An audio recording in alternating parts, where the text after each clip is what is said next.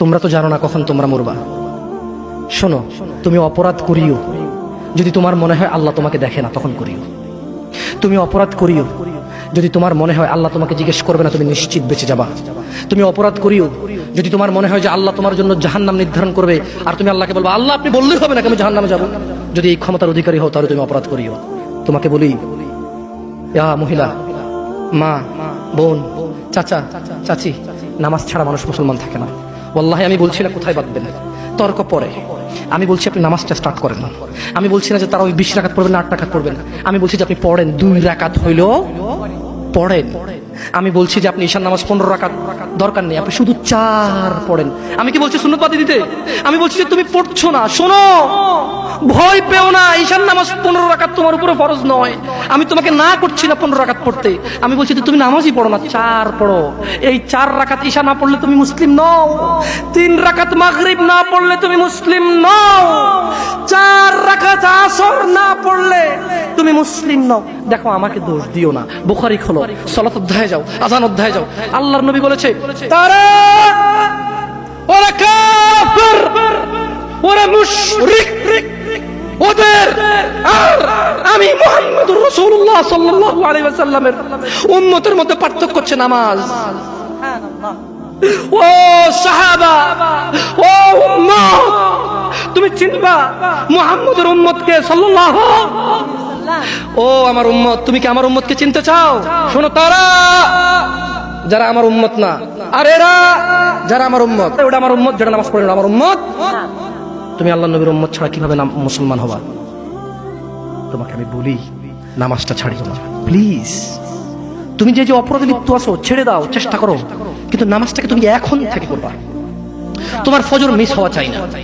তুমি যদি সারা জীবন নামাজ না পড়ো আমার যায় আসে না। তুমি যদি সারা জীবন নামাজ পড়ো আমার কিছু লাভ আছে। তুমি নামাজ পড়লে নাকি আমি আমার লাভে কথা বলছি। শোনো, তুমি নামাজ না পড়লেও আমার লাভ আছে। কি?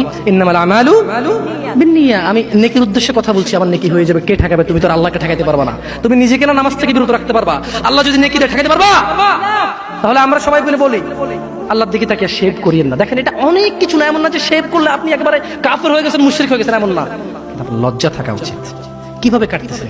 কিভাবে? মহিলার ওঠে না, আপনার ওঠে, কেমনে কাটতেছেন? গলা কেটে দিবেন? কাটবেন না কেন? এটা হারাম। এটা কাটো তো হারাম। শুকর খাওয়া কি হারাম? আপনি শুকর মাংস খাবেন? আপনি কুকুর মাংস খাবেন? কেন খাবেন না? কেন? কেমন হারাম? শুকর মাংস খাওয়া কি হারাম? এই এখানে তাহলে আমি বলছি না, কেউ কি রাজি হবে তার বোনের সাথে জানা করতে? কেন? কেন? কেন? কেন? তো নামাজ না পড়া কি? শুকরের মাংস খাচ্ছ না হারাম দেখে নামাজ ছেড়ে দিচ্ছ, তো এটা তো হারাম। তার মানে তোমার যদি স্বাদ লাগতো আর তোমার বাপ মা যদি শুকর মাংস খেতে, তুমিও খাইতা, হারামার বাস্তা।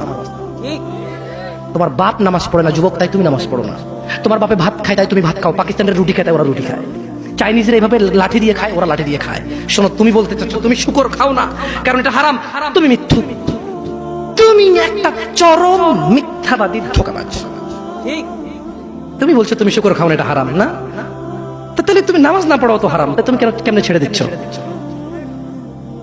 এই যুবক, তোমাকে যদি বলে ন্যাংটা হয়ে হাঁটো, হাঁটবা? কেন? কেন?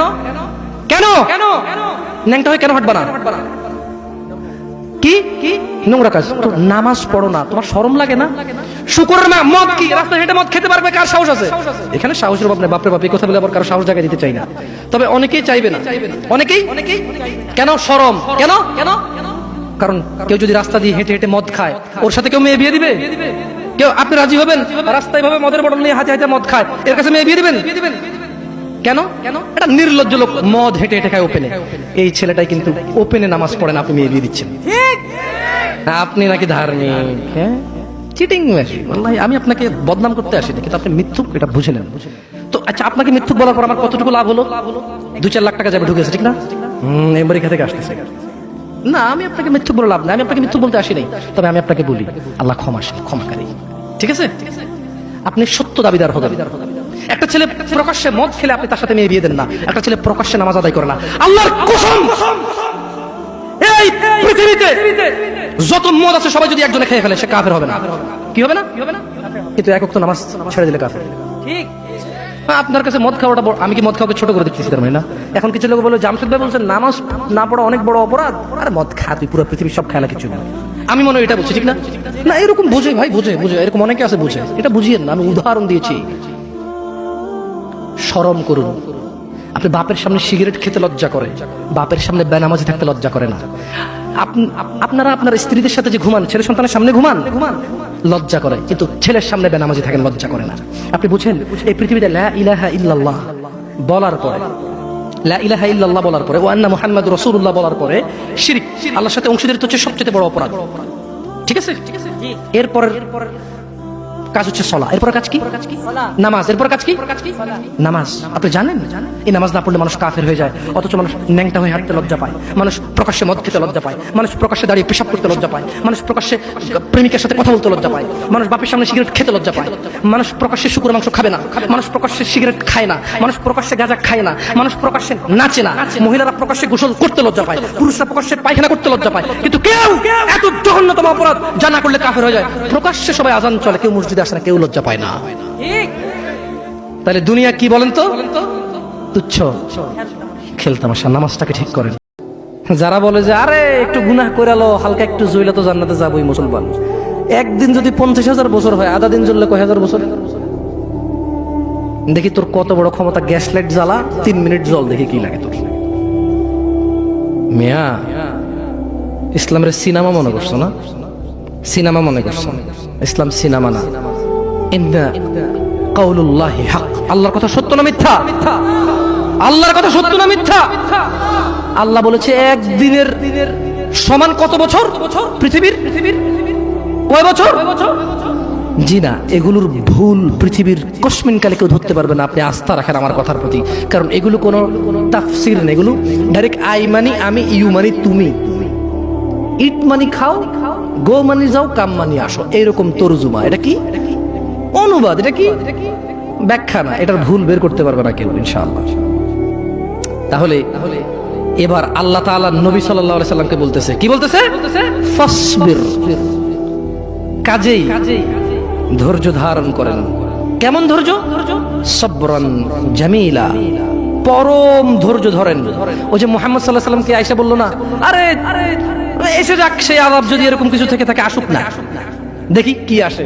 মানুষ কয় না, হ্যাঁ হ্যালো দেখবো তুই কি পারস, আয় আয় আয়। মানে সামনের লোকের আসলে কিছুই মনে করে না, রাইট? Right or wrong? আপনি যখন সামনের লোককে তুচ্ছ মনে করেন, তখন আপনি কিভাবে বলেন? ওইসে ওইসে চিনি বাপ রে বাপ, তোদেরকে চিনা আছে, হ্যাঁ তুই কি পারোস আমি জানি তো। আপনি কি ওরা ভয় পাইছেন নাকি উপহাস করছেন? হ্যাঁ ভয় পাইছেন? সেই জন্য আল্লাহ সুবহানাহু ওয়া তাআলা মুহাম্মদ সাল্লাল্লাহু আলাইহি ওয়াসাল্লামকে বলছে যে ফাসবির, ও মুহাম্মদ ধৈর্য ধারণ করেন, সবরান জামিলা, পরম ধৈর্য ধারণ করেন। ইন্নাহুম ইয়ারাউনাহু বাঈদা, তারা ওই দিনকে অনেক দূরে মনে করে, ওয়া নারাহু করিবা, আমি আল্লাহ ওই দিনকে অনেক নিকটে দেখতে পাচ্ছি। ইয়াউমা তাকুনুস সামাউ কালমুল, সেদিন আকাশ হবে গলিত ধাতুর মতো। ও অপেক্ষা করছে না, ও মুহাম্মদ সাল্লাল্লাহু আলাইহি ওয়াসাল্লাম, ও অপেক্ষা করে কখন আসবে কিয়ামতের দিন, কখন আসবে আযাবের দিন, কখন আসবে হিসাবের দিন, কখন আসবে বিচারের দিন। ও অপেক্ষা করে না মুহাম্মদ সাল্লাল্লাহু আলাইহি ওয়াসাল্লাম। ইন্নাহু ইয়ারাউনাহু বাঈদা, ও মুহাম্মদ সে মনে করে যে কিয়ামত অনেক দূরে। ওয়া নারাহু করিবা, আমি আল্লাহ দেখতে পাই এটা অনেক কাছে, অনেক কাছে। তো ওটা আসলে কি হবে? আল্লাহ বলেন ইয়াউমা তাকুনুস সামাউ কালমুল, সেদিন আকাশ হবে গলিত ধাতুর মতো।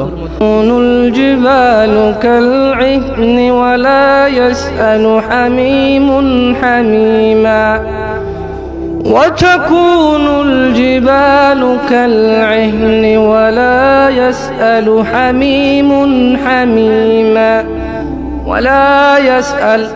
এখানে দুইজন অন্তরঙ্গ বন্ধু আছে, ঘনিষ্ঠ বন্ধু দুইজন, মানে একসাথে চলো স্কুলে যাও, মাদ্রাসা যাও, দুইজনের দিকে আসো। দুইজন লোক লাগবে আমার, যারা সকাল থেকে রাত পর্যন্ত একসাথে থাকে। নাই এরকম দুইজন লোক লাগবে এমন দোস্ত, দুইটা দোস্ত লাগবে আমার। দোস্ত আসো আসো, দোস্ত নাই এই জায়গায়? এ আল্লাহ কম কম কম, এ আল্লাহ। দাঁড়াইছে না? হাসবেন না। আল্লাহ কি বলছে জানেন? যেদিন আকাশ হবে গলিত ধাতুর মতো, ওয়ালা ইয়াসআলু হামিমুন হামিমা, সেদিন কোন অন্তরঙ্গ বন্ধু অন্তরঙ্গ বন্ধুর খবর নেবে না।